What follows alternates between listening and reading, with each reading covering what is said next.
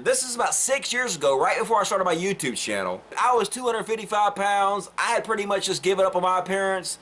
I didn't really give a shit, man. I thought Jesus had my back. I thought that me and Jesus were tight. And I prayed all the time that Jesus would help me lose weight. And for some reason, Jesus never fucking helped me. Jesus never came down from heaven and helped the pounds melt away.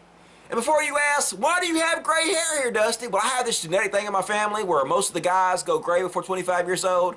Fucking genetics. And as you may have noticed, I don't look very happy about it. I'm not saying that Christians and religious people can't be thin and muscular. Obviously they can. But are you more likely to be fat as a religious person? Hell fucking yeah you are. They've done study after study after study to show this. So look guys, don't give up your one existence on this planet because of cheeseburgers, okay? It's not fucking worth it. Nothing tastes as good as being thin feels, and nothing tastes as good as being healthy feels.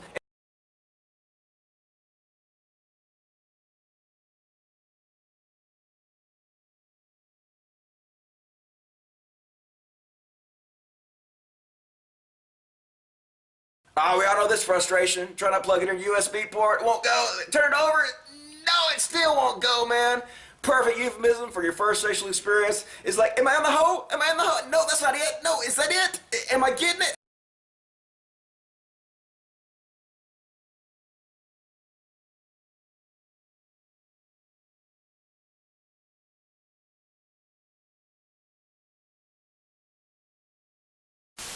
Let me explain the vagina to you. All right, here's the vagina, right?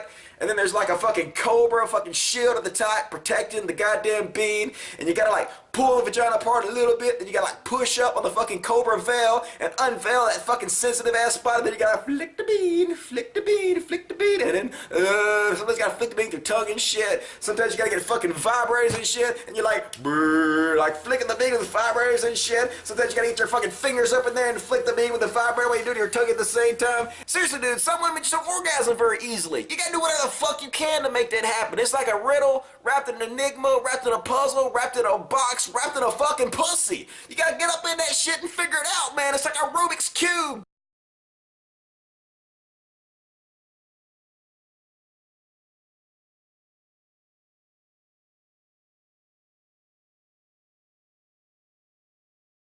And here's a guy at first glance that might seem like he knows what he's doing, but that's not the way to do it, dudes. Don't go all fast on that shit. You gotta tease it a little bit, go slow, a little to the left, a little to the right, a little to the center sometime. Don't just fucking jump in there like a watermelon eating contest. Getting a woman off is not a fucking race, dudes. It's an adventure.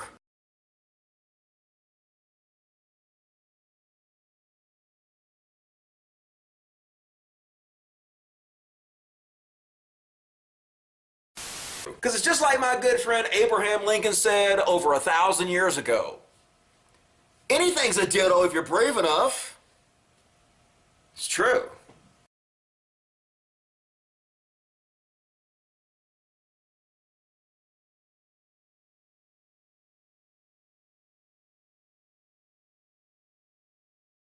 And can you pick out the poor friend-zone motherfucker in this picture? Of course you can! It's the guy not grabbing boobs! Fuck it, dude, grow up here, just grab her boobs! What's she gonna do? Put you further in the friend zone?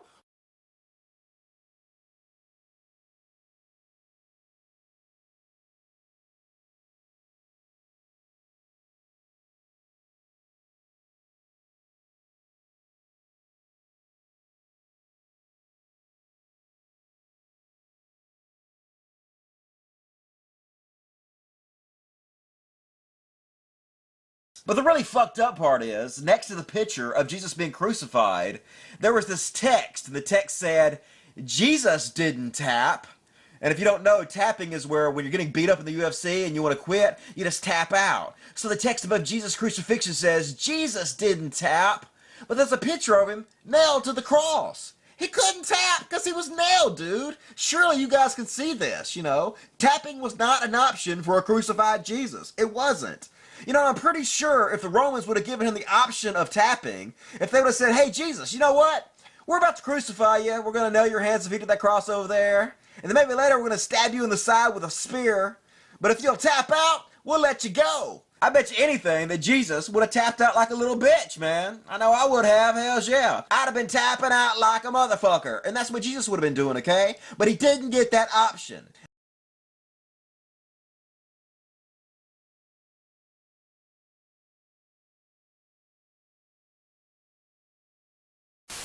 Because let me tell you something.